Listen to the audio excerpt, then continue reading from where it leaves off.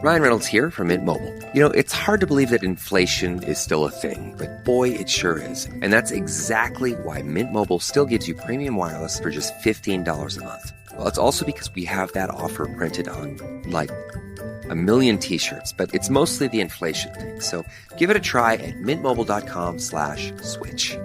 Upfront payment of $45 for 3 months required. New subscribers only. Renew for 12 months to lock in savings. Additional taxes, fees, and restrictions apply. See mintmobile.com. When you're ready to pop the question, the last thing you want to do is second-guess the ring. At BlueNile.com, you can design a one-of-a-kind ring with the ease and convenience of shopping online. Choose your diamond and setting. When you find the one, you'll get it delivered right to your door. Go to BlueNile.com and use promo code LISTEN to get $50 off your purchase of $500 or more. That's code LISTEN at BlueNile.com for $50 off your purchase. BlueNile.com, code LISTEN. Acast powers the world's best podcasts. Here's a show that we recommend. Hey y'all, I'm Taryn Finley, host of a new podcast from HuffPost called I Know That's Right. Each week, I'll be taking you on a ride where mainstream media and the depths of internet culture collide. Joined by a rotating cast of friends and guests, we'll be breaking down the weekly what's what and who's who of pop culture. You need a show that separates the mess from the stuff that makes you say, I know that's right? Don't worry, girl, I got you. Check out I Know That's Right, wherever you get your podcasts. Acast helps creators launch, grow, and monetize their podcasts everywhere. Acast.com. Super Real.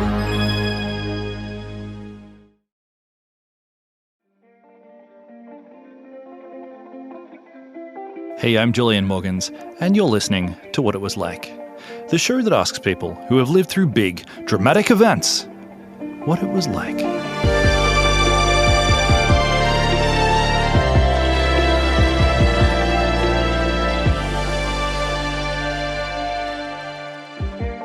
Hello, welcome back to another episode. It's a new year, so Happy New Year. And on the topic of years, let's talk about 1999. Now, it was kind of a while ago now, but it sticks in my memory pretty firmly, and that's because I turned 13. I became a teenager, so the aesthetic, the mood, the technology, it's all kind of firmly anchored in my mind. I remember that everyone was wearing really baggy jeans and like South Park boxer shorts made of satin. And I remember that my school, they got their first digital camera, and it was like the size of a toaster, but all the teachers were really, really happy about it.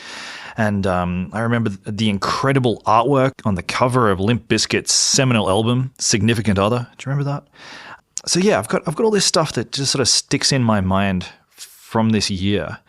And the other thing is Woodstock. Woodstock 99, which for some reason, I don't know why, I never took much interest in the news as a kid. No one really does, but me especially. But for some reason, I took notice that like it was the 30th anniversary of the original Woodstock hippie sort of music and art fair. And the organizers, they wanted to do it again. So they'd invited about 400,000 kids to a former Air Force base in upstate New York. And they got a selection of like the world's biggest, most angry bands to play across 2 stages. So I'd taken notice of this, and I'd like to pretend it was because there was some really cool bands playing, like Rage Against the Machine. But the fact is, it was Limp Bizkit. And I was like, damn, I'd like to go see that. But anyway, I didn't. So it was supposed to be like this beautiful celebration of love and peace that would close out the 1990s, but instead it turned into a total disaster. On the final night, the crowd rioted, setting fire to food trucks and tearing apart the stage. No one died, but sexual assault was just rife, and the medical tent apparently filled up with all these burned, injured teenagers. And then troopers from the New York State Police were brought in wearing riot gear just to get everything under control. Now, you actually might know all of this already because you'll have recently watched Trainwreck, Woodstock 99 on Netflix. And I saw it too. It was great. It was fantastic. It was a 3-part documentary series, and I really enjoyed it. But I have to say, I've got one little criticism, and that is that I just wanted to know what it felt like to be there. Like, the documentary provided a great bird's eye view on how it all fell apart and maybe like the broader sociological context of all that male aggression. But I don't know, it kind of left me wanting. I think history is most interesting when you get a sense of what it was like to be in the middle. I mean, this is probably comes as no surprise. I've got this show called What It Was Like. So I really wanted to capture this. So I went looking for people who'd been arrested at Woodstock 99. And I did that because I figured that if you got arrested at Woodstock, then you were probably really in the middle of it. So I scoured local papers looking for names. And I found this guy. Okay, I found this one guy whose name had been published. There was this headline about how this man from Washington State had been arrested, and his name was Kelvin Cardwell. And apparently he'd assaulted a cop, and I thought, well, I bet that man has a story. So I tracked down Kelvin, who was there with his friend Chad Yantis, and that's who we're hearing from today. Kelvin and Chad. Kelvin was 17 at the time, and Chad was 18. And I got the impression that they'd had really nice upbringings. Neither of them had been in trouble. One of their mums actually packed them snacks for their journey across the country on the train. So that just gives you a sense of who these people were.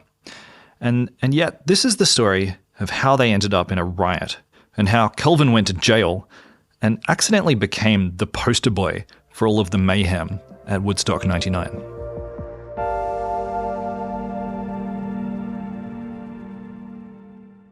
Okay, Kelvin, Chad, welcome to the show. Thank you. Thank you. Good to be here.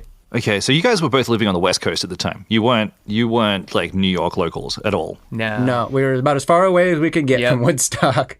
All right, so walk me through that. You guys were pretty young. How did you get across the country? First, I had to beg parents for permission. That was a trick of its own. We saved the money and got a train ticket. It was a 3-day trip, if I remember right. And the closer we got to New York, the more people were going and the crazier the train ride got. Yeah, I can imagine. Were you guys drinking at the time? Not that we weren't drinking, but just couldn't get it, right? Because we're all underage, so... Yeah. Yeah. But I imagine there was a fair bit of drunken tomfoolery happening on the train. It was a lot more smoke and weed than it was drinking, I think. But I think, what I remember, people too, like airplane bottles of liquor and stuff like that on the train, and then other drugs and stuff too, especially when you got close. Wow. The last 12 hours was like its own crazy wild party. They put us all in our own train car, or maybe two, and pretty much left us alone. Because it was getting too wild on the rest of the train to have us spread out. They had the smoking car stills back then, so it was like you go down to the smoking car and it was just everybody just smoking weed, and pretty funny. Yeah. Okay. And Chad, this one's for you. So after 3 days, that's a long journey. You know, like you get to New York, you finally arrive at it was an Air Force base, I believe. Yeah. So you finally arrive at the place. So walk me through your first impressions. Just kind of crazy. So when we got there, the train let us all off, and then they had buses that were waiting there to like bus us out to essentially the middle of nowhere for this Air Force base, right? And then when we got there, it was just craziness with what they called it, the Peace Patrol, like, going through and trying to like check for, wanding everybody and stuff like that, but they weren't doing anything, right? You had people just like tapping metal detectors on people's belts and them going off and just letting everybody in, and people, dragging coolers, tents, and all sorts of craziness just through the gates. And so it's just kind of wild even just getting in there. Yeah, the amount of people and the sea of cars to walk over there was incredible. And they were just trying to pass people in as quick as possible so that the line didn't get built up too much. Yeah. And tell me about the crowd. Like, I imagine that it was huge. Yeah. I mean, seas of people. I mean, like everywhere. And now, again, it was the Air Force base, so it was you're walking along the tarmac to get to the different, areas.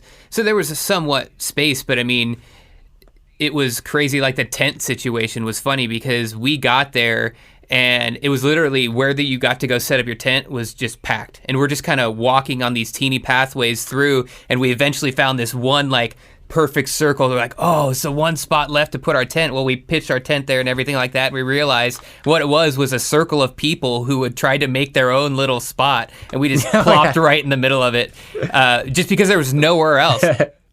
Okay, so you guys get your tent set up in someone else's picnic area. Yeah. So you guys are there for 24 hours. Day 2, Limp Bizkit's playing. And this is when things start to really get a bit wild. Tell me about it. I remember us being really hot and like hanging, like there was a fire hose just blowing water that we were sitting under that for a little while trying to cool down, and boards, people passing boards off the wall. And I think that the lead singer like encouraged that, said pass one of them up here. And then, yeah, that was just really a wild memory to see people ripping down the wall to the outside of the event center. Yeah, I think Fred Durst eventually like jumped on the board somewhat and like crowd surfed on the board a little bit. And we had I think kind of gone back up a little bit by then, down into the crowd more, because I remember seeing it from the right side of the stage and kind of not being way far back. Low. Yeah. What did you think of that, Chad? Were you impressed or nervous? I'm not nervous. I mean, again, we'd been in many crowds before, right? So that was all fun. You know what I mean? Like running around, seeing, chicks on shoulders, the whole festival type of atmosphere, right? And then, again, seeing him encourage that, him jumping on the thing and the boards running around the stage, or around the crowd. So that was fun.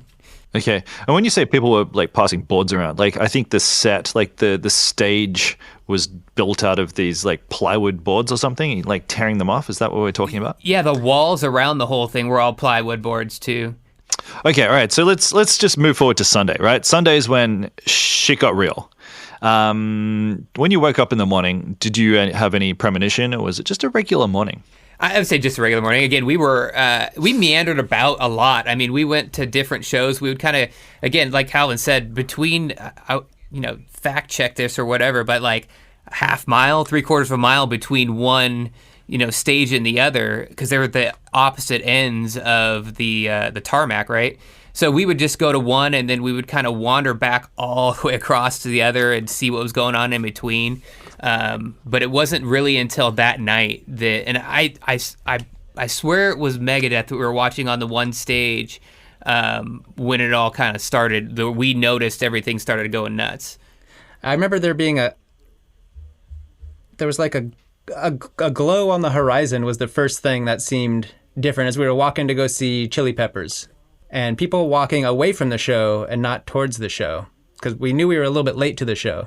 And I think we first saw it on the screen, right? They had the big TVs up showing the opposite end. Oh, yeah. And they started showing Chili Peppers over there. And then I think, the other one was, not to go backwards, but Metallica, because when they played, remember it started raining?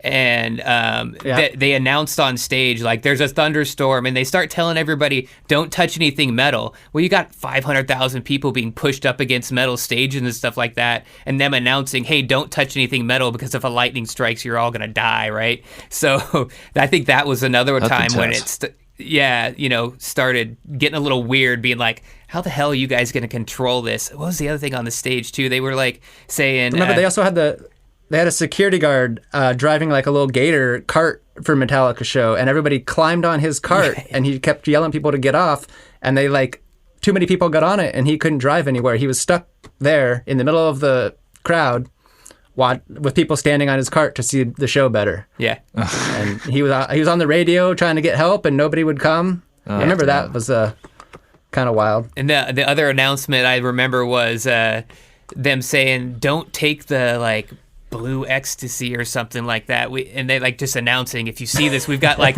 a bunch of people in the medical tent because they're, taking whatever it was at the time. And that was another kind of a crazy one. Wow. That's bad vibes. It sounds like for a number of reasons, there was just this sort of bad aura around the place. Yeah. I mean, I think that's one of the things that people talk about. Like that's one of the facets of this story is just how the energy kind of soured maybe over the weekend. I don't know. Would you guys agree with that? What do you think, Chad? I think that as you started seeing more and more what was going on, you saw less of that peace love vibe and more of the like people being a little more destructive.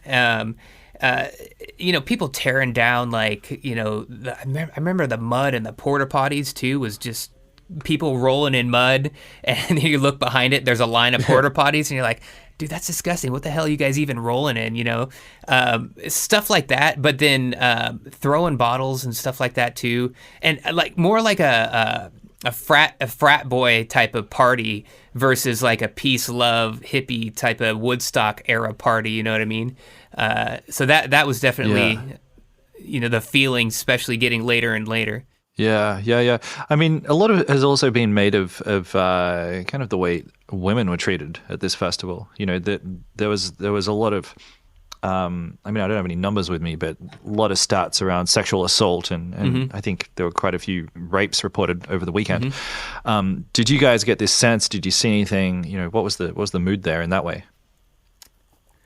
To my memory, we didn't witness anything along those lines, except for a couple people would grope girls as they were trying to crowd surf. And for the most part, other people would stand up for them or stop these people from doing it. So there was a lot of good people out there trying to help people, but I could see those situations did happen, and that's terrible. I think definitely a lot of intoxication involved with, just being taken advantage of there. I mean, right? Yeah. I mean, like you said, with the frat boy atmosphere, everyone turbocharged on drink. Okay, all right. So Kelvin, you were saying before that, or you guys were describing walking towards the Chili Peppers and seeing this glow on the horizon, and everyone's kind of walking in the opposite direction. So you guys are you're almost walking upstream, really, into the crowd. What did that feel like? Were you guys kind of like, what the hell's going on? Well, it seemed like a 50-50. Half the people were walking away and half the people were going towards the show. And just noticing the glow on the horizon, and then finally coming up over this like little hill of some sort and seeing down into the stage. And I think there might have been like one reasonable sized fire going at that point. And I heard a couple people say like, there's fires, go ahead and go back the other way, as we were walking towards the show. But we're like, but we want to see Chili Peppers. And they're still playing. Yeah. And what about the fire? Were you concerned? Not at that point, no. No, I mean, it was... I wasn't, at least. It was getting bigger, but like, again, by that time, I think more people had started... The crowd was more dispersed, so it wasn't like you were forced to get to... And it's such a huge area that it wasn't like... I wasn't concerned that I was going to get burnt or anything like that. And there was nothing to burn there except for what they were throwing in. What were they throwing in? What was the fire made of? Plywood. Speakers, I'm thinking. Yeah, plywood from the wall. Yep. They tore down the speaker towers. Yeah, I mean, just whatever they could find that would burn. And I'm sure that once some of that plastic and crap started going, it wasn't going to stop very quick. Honestly, we were there for a little while, and then more and more fires. It was basically every speaker tower, from what I remember, they were able to kind of like start a fire there, right? And so you would have these, I mean, just big pockets of fires. And then eventually they started lighting the semi-trucks on fires. And that was the big, huge thing. Oh, and then, eventually they got into it was refrigerated semi-trailers, right? So they had fuel and everything on them. And then it was frozen pretzels, right? They had broken into a truck full of frozen pretzels, and there was pretzels just flying everywhere, like in the whole area. My favorite was the glow sticks. Yes. There was like a glow stick war. It looked like a crazy like a Star Wars battle. There was green and red glow sticks flying back and forth from hundreds of people throwing these things at each other, just having a war, but having fun. But that was I forgot about the pretzels until you mentioned it. Yeah. I mean, frozen pretzels are hard. If you got hit in the head by a frozen pretzel, that's going to hurt. Yeah. Yeah. Do either of you have any specific memories of like the kinds of people who were causing this mayhem? So I know that the speaker towers didn't seem to go down until after Chili Peppers left the stage and people were upset that the show was over. And so that's when they started knocking down that. And then we saw, people light a couple other things on fire.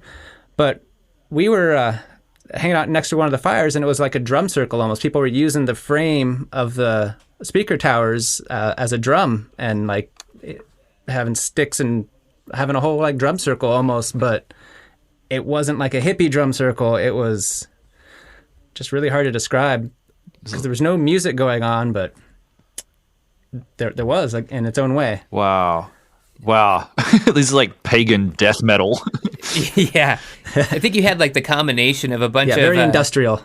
Bunch of like frat boy anger and tearing stuff apart, and then like the more hippie-ish drum circle people taking advantage and just walking around I think there was other people like us. We weren't doing anything. We were just enjoying the spectacle to some extent, right? I mean, neither of us were scared or anything like that. I mean, and you call it a riot, but it wasn't like people were fighting each other, right?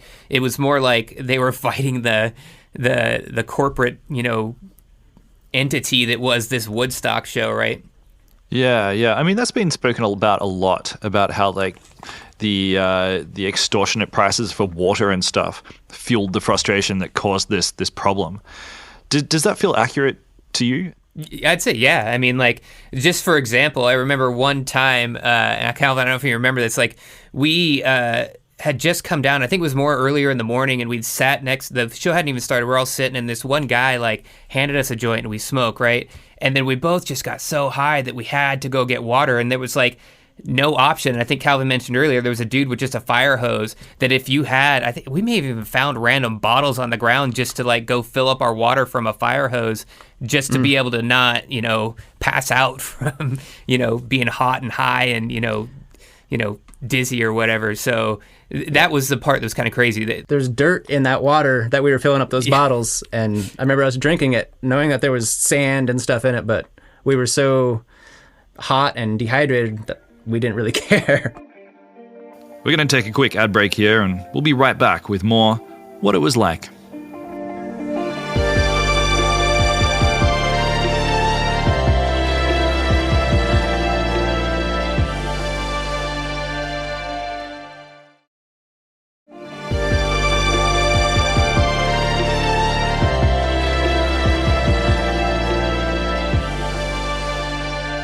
Okay, all right. So it's Sunday night, and then there's these fires happening, and glow stick wars, and people are chucking frozen pretzels around. And Kelvin, you got arrested. Do you want to tell me about how this happened? Yeah, I think Chad got to see it. It was very strange from my point of view. We were at one of those drum circle-esque things, talking to some guy we just met, and saying, this is wild, this is crazy. Just kind of dancing around, and all of a sudden I got like hit in the back and knocked over. And in my head, I just instantly thought like, some drunk guy just stumbled and ran into me. It was no big deal. And I go to get up, and all of a sudden I get my hands put behind my back and arrested and started getting walked off. And I don't know what you saw from that point, Chad, but I remember like looking back at you like, what the hell's going on? I had no idea what had happened at that point. It was just out of the blue. Damn. Chad, what did you see? Yeah, so we were standing, it was like, I swear, it's like 4 or 5 of those refrigerated trailers, all on fire, right? So this huge fire, and to Calvin's point, I mean, there was a bunch of people there, and I remember some of the cops were all there by that point, and so they were all in their like riot gear, and there was a cop, Calvin, I don't remember this, like on a 4-wheeler, like a little ATV, kind of driving around in between where the whole crowd was standing in that huge fire. And we were standing there with just a dude that we just met. So it was me, and then this dude that I don't know if you remember his name, and then standing next to him was Calvin. And No. From behind, to his point, he got pushed, but it was weird because it was just a plain closed cop guy. It wasn't any of the other cops who were in like their full like riot gear with their helmets and stuff, and he just pushed him like into the circle. And once they were kind of into the circle is when they, other cops kind of joined and like, tied him up and took him off. And to me, it was like, literally, I took a step back because now there's like 3 riot cops and then like this other guy arresting both of them. Oh shit. Yep. So Kelvin, you weren't breaking anything. You say you were just standing there. I was standing there sort of dancing to the drums that were going on, and yeah, just out of the blue. I hadn't done anything. It was a interesting experience overall. Yeah. So what happened to you?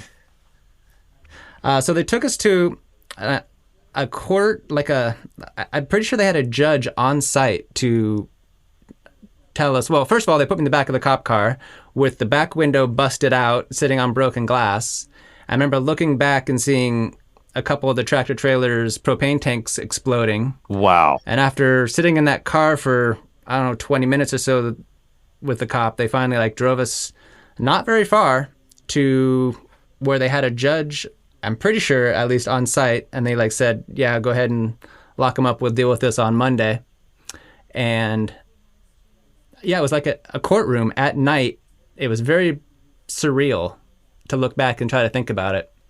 And I had no idea if my friend was going to be able to find me. I had no idea if I was going to be able to catch the train. All these things were starting to go through my head as they took me to this Oneida County jail. And I was, a 17-year-old kid at the time, starting to get really terrified. And I remember the first morning, they had me all dressed in orange in this jail pod area, and I walk out, and a couple people, I'm just Washington, I would have been in a juvie. This was in New York. I was a legal adult, so they put me in a jail, which was just terrifying. Yeah. But a couple of these people are like, oh, you were at Woodstock. We saw that on the TV. You did this, you did that. And I just yeah, sure. Because all of a sudden I had people pretty much defending me and watching my back while I was in this jail. And so I just yeah, sure, we got those cops. Sure. But that was a terrifying experience. Oh, man. That sucks. What a weird situation. Why did they have a judge on call at that time on a Sunday night? It's the wrong approach. I can't even fathom it. I look back on it now and it just doesn't make any sense. And perhaps I'm remembering it somewhat incorrectly, but I'm pretty sure that they had it right there on site. Jesus. Oh, also, can I just point out that watching propane tanks explode through the shattered glass of a cop car at Woodstock 99 is probably the most wild vignette I've ever heard. So, yeah. So did you get let out? What happened? I got arrested at probably 11 at night or so, and they considered that hour from 11. Well, first of all, I got a public defender that next day, went to court at something, and they told me, well, you could try to fight it, but we'll probably hold you here for a couple weeks till you have a court date, or you can plead guilty and they'll most likely send you home. So the public defender said, you can get out of here in a couple days, most likely, if you plead guilty. And so that's what I did. Looking back on it now, I would never do that. I would have fought tooth and nail. But I did that, and so they gave me a 5-day sentence. They accused me of throwing a rock at a cop, throwing a bottle, and an object. 3 different accusations, and I don't know which one they settled on. So I got my 5-day sentence, and then it was that first 11 at night till midnight, what they counted as a day. I spent 3 days in, and then at midnight the next day, they let me out, and I walked out of the jail, and there was Chad there with a taxi, just there to rescue me. It was the happiest thing I saw. I didn't know if he had caught the train and gone home. I had really no idea. Good on you, Chad. That's heartwarming. Yeah. I think I actually ended up talking to you once while you were in jail, though. In the courtroom, I believe. Sometime, because I wasn't at the courtroom. I saw you in court, so I made it to the court, and it was okay. I don't know if you remember, it was both you and that other guy that got arrested with you. They brought out at the same time and accused you guys of throwing something at an officer. Yeah, and I know he didn't because I was sitting there talking to him. Yeah, 2 people for 1 incident. Yeah. So Kelvin, we'll circle back to kind of what this meant for you later. But Chad, I just want to come back to your perception of this event. Like your friend has just been hauled off. How did you feel in that moment? What happened next? I was trying to find him, honestly, because I saw what happened. I saw they got taken away, and then at that point, the riot cops really started like forming their lines and trying to push people back. So I saw where all the cop cars were that they had, and assumed that that's where they kind of take them. So I started trying to walk towards that, right? And again, now there's all sorts of fires. To Calvin's point, you hearing things kind of blow up somewhat. And then, but they pushed me back, right? So let's just, I just want to zoom in on the pandemonium happening around you. Like, can you just describe that to me? Do any sort of memories stick out? Just people walking every direction. Again, the riot cops kind of coming in. It was like, at first, they were just kind of letting it go, but then they must have got enough numbers to where they thought they could just push people away from where all the fires were. And that's what they did. They just formed their lines, started pushing people out.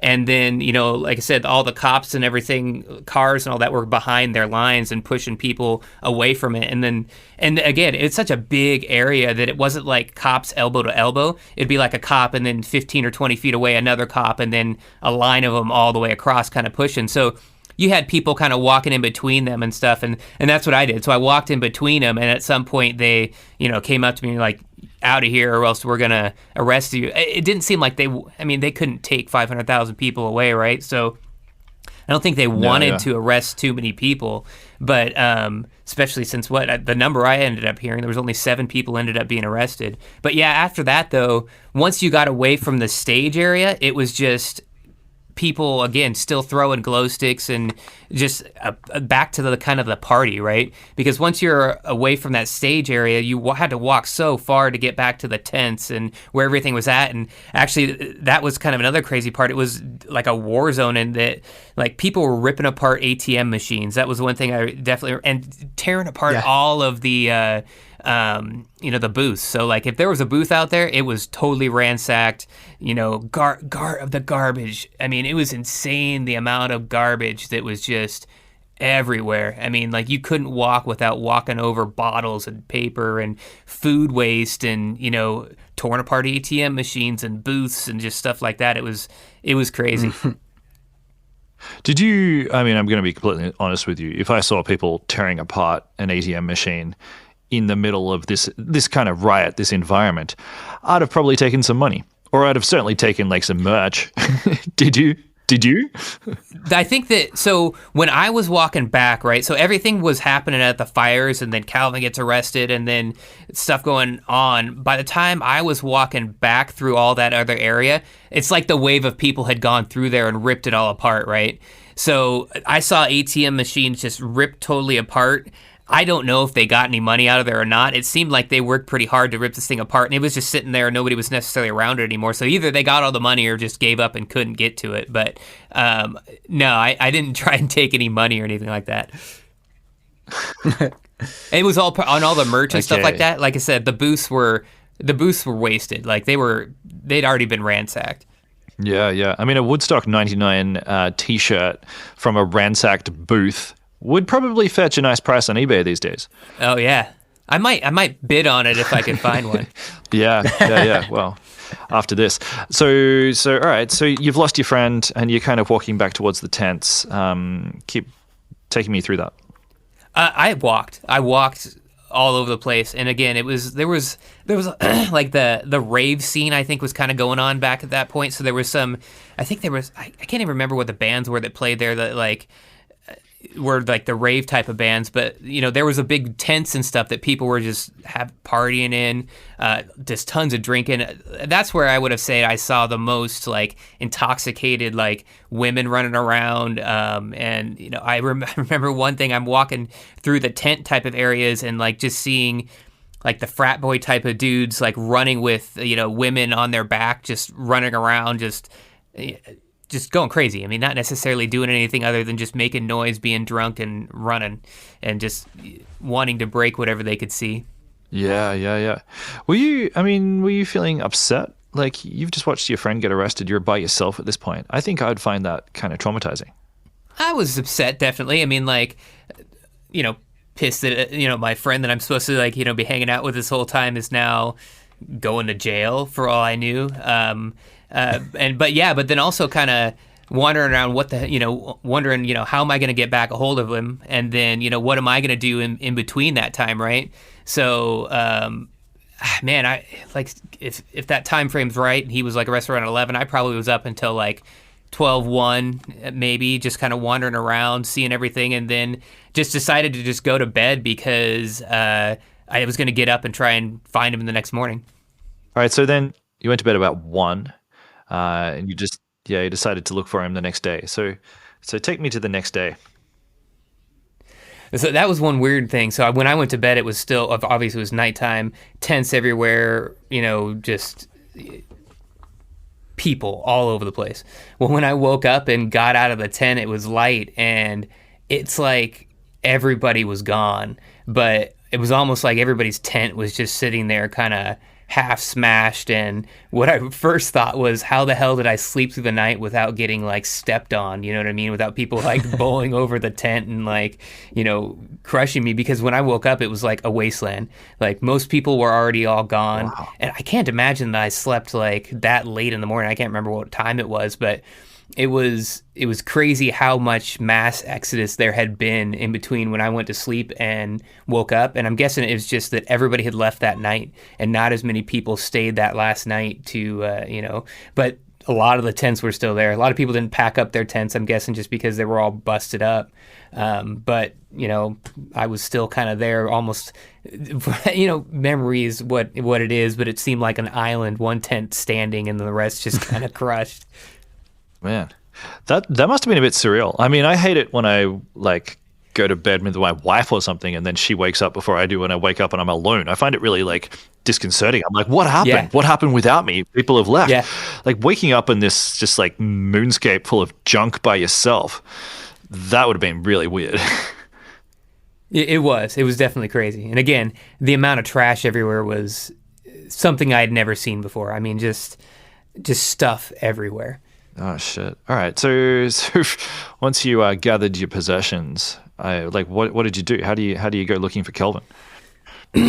So I got out of there. I can't remember how. I went back to the train station, right? So I packed up what I could, right? And so I was carrying like my bag on my front or Calvin's bag on my back, and I left stuff too. I don't think I took the tent and stuff like that just because it was extra crap to carry, right? And so then got out of there and then got back to the train station, and I remember I stashed like our bags under the bench at the train station and was just like, okay, I'm gonna go find him now, right? So I think I called I called my mom. I think I talked to his dad and such and told him what was going on, and then found out where he was at, right?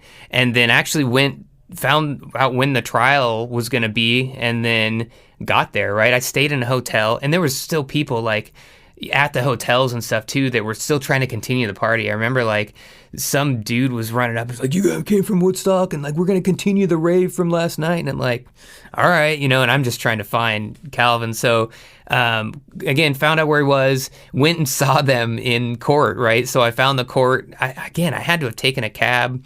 I don't think I walked, but got there and saw them come in all chained up and in their Oneida County jumpsuits, and then get charged, and then found out that they could get released. I must have been on the phone a bunch, right?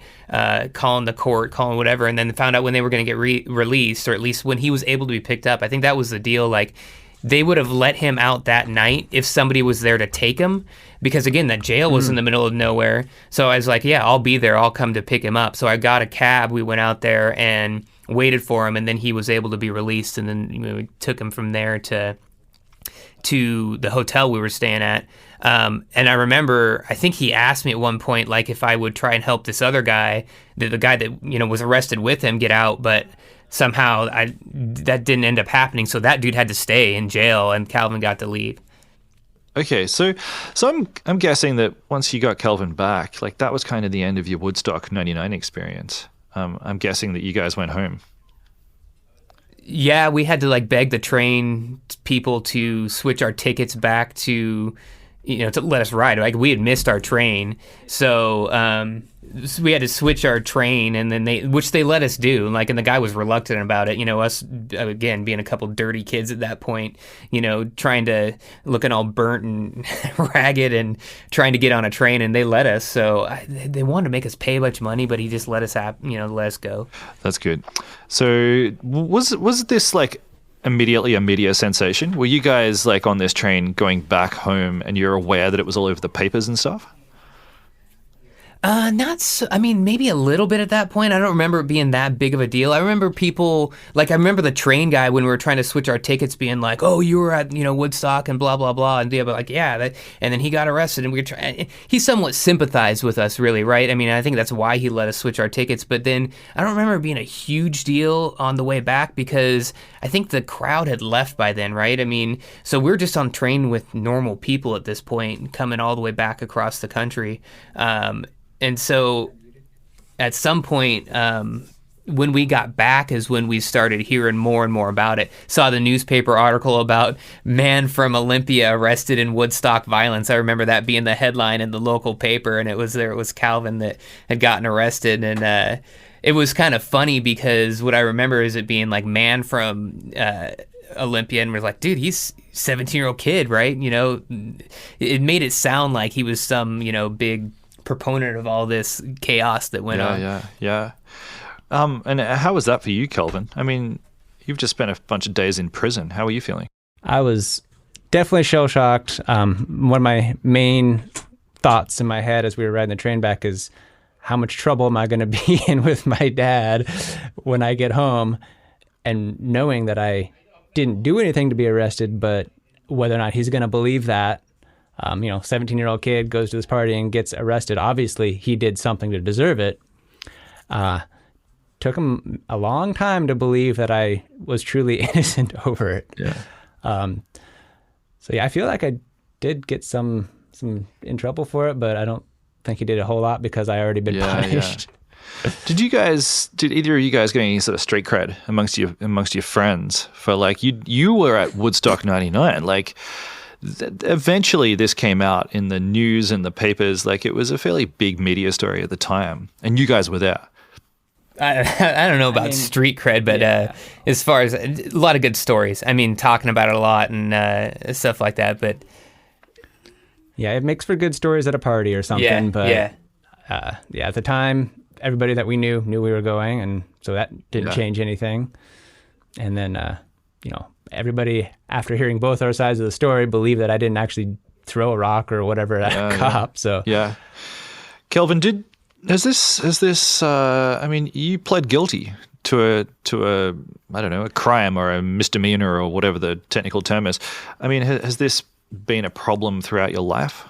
I mean, it definitely hasn't been a problem that hasn't followed me, that I know of at least. But the being arrested for something I didn't do has definitely changed my opinion and certain interactions with police throughout my life. I had been pulled over for walking before, for example, and I was just walking on the street and a cop pulls onto the sidewalk in front of me and wants to talk to me, and I just start thinking about what could happen. I haven't done anything. Is this going to all happen again?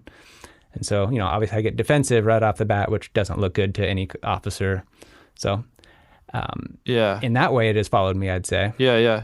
All right, look, I guess I've got one last question, maybe two, because I'm not entirely sure what this one question is, but it's a general feeling that I'm trying to get across.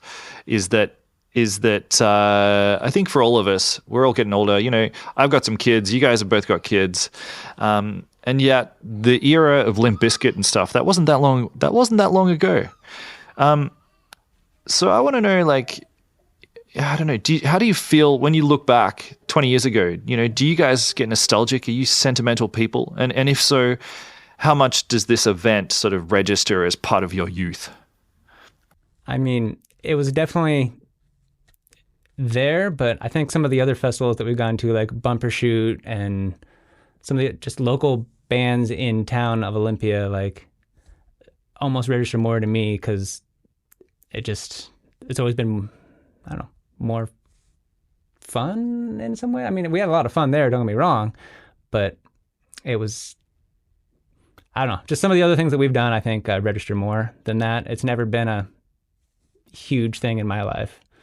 Yeah, and I would agree with that. I mean, like, it was an experience, I'll put it that way, and something to definitely remember forever. But to Calvin's point, I mean, we had been going to shows for a while at that point, and then continued to go to shows after that, and had seen so many, right? And that was just one of the experiences. And again, it's great stories and stuff, and even going through it, it wasn't like traumatic in a sense, right? I mean, there was, and obviously more for Calvin, but you know, for me, it was like, I don't get too terribly worked up about many things, so it wasn't like I was running around freaking out, you know. I mean, it was just, you know, what do I do next to solve the problem and then move on? So it definitely wasn't any lasting trauma for me.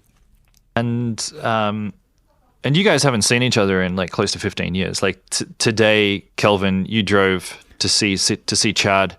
Thanks for doing that. You drove a long way. But I want to know, like, when you guys saw each other for the first time in 15 years, were you both like, oh my God, there's my you know, buddy from Woodstock 99, you know, was it, how's it been to see each other today? It's been good. We'll probably get to hang out later because I only got into town maybe an hour before we started this. So, but it was really good. It's been a long time since I've seen him, and we talked a little bit on the phone to catch up, but yeah. Yeah, I mean, I agree. I mean, I think the cool thing would be like seeing him now and then going up and visiting him and stuff too, and, you know, getting to, you know, rebuild the friendship, I guess, right? And the main thing I was wondering after not seeing him for that long is, did he get fat or not? No, he stayed just as skinny as he always has. So that was no surprise. All right. Well, I'm going to leave you guys to it. And thank you so much. Thanks so much for, you know, for all the traveling, Kelvin. And thanks for telling me your story. It's thanks for hearing it. It's pretty wild. It was. Good times.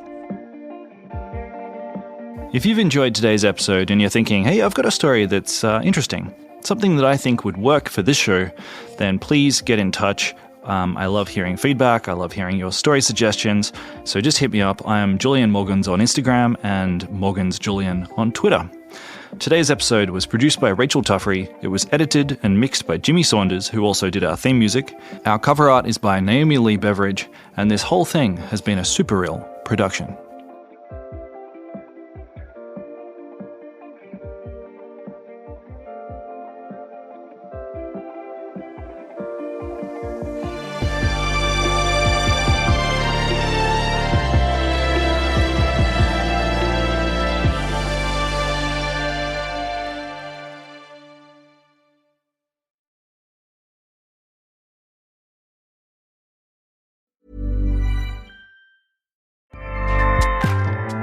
Acast powers the world's best podcasts. Here's a show that we recommend. Hey y'all, I'm Taryn Finley, host of a new podcast from HuffPost called I Know That's Right. Each week, I'll be taking you on a ride where mainstream media and the depths of internet culture collide. Joined by a rotating cast of friends and guests, we'll be breaking down the weekly what's what and who's who of pop culture. You need a show that separates the mess from the stuff that makes you say, I know that's right? Don't worry, girl, I got you. Check out I Know That's Right wherever you get your podcasts. Acast helps creators launch, grow, and monetize their podcasts everywhere. Acast.com.